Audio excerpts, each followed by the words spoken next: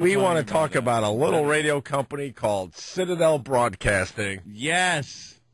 Citadel Broadcasting. Shouldn't we save this break for like 7:30 when everybody's listening? I think we should just continuously weave it through the program today for the entire day because it's such a special day. Right. This is officially the last day you'll be able to trade Citadel stock on the big boys board. Yes. Let's go back in time when radio was very, very healthy. Yes.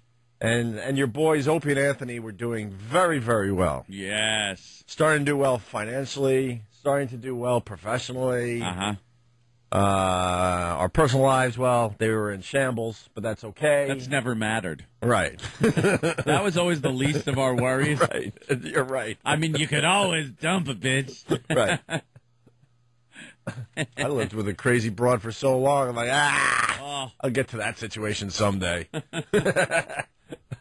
And I remember vacationing on Cape Cod when the word came down.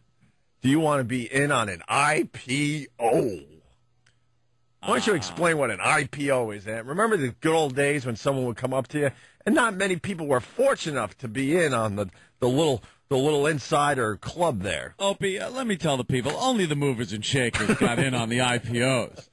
That is known as an initial public offering. Right.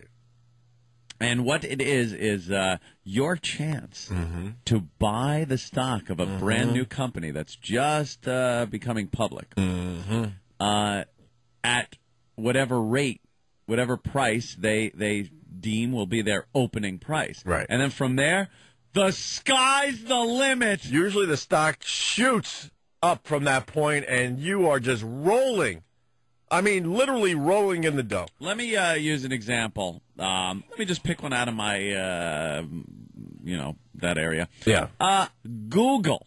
Google was outrageous for their IPO because I believe it was teetering around. It was around $100 a share, which is crazy for an initial public offering. And who has that type of money? Who has that kind of cake? But it's an IPO, so you start calling in favors and selling everything you got. You get in on the Google. You get in on that Google. And it immediately shot up, I believe, to almost $200 a share. It was one of those stocks where you were like, oh, my God, I got in on this. Right. And this is like how you make your fortunes. Right. So, yeah. So when the word came down that we could get it in on the Citadel IPO, we're like, oh, my God. Oh, my God, ground floor. What did we do in our lives to deserve this? How much and where do I send the check? Right. That's how we were. Eager little beavers. And I think at that time, it was almost a guarantee every IPO would go through the roof. Almost a guarantee. And we're like, wow, look at us, Ed. We are like, our lives are rocking. Now we're being invited to be in on IPOs. It's a business we understand. Radio. How could we lose? We got some liquid assets. Right. And we're able to scrape up some cash and throw it into this. I remember vacationing on Cape Cod.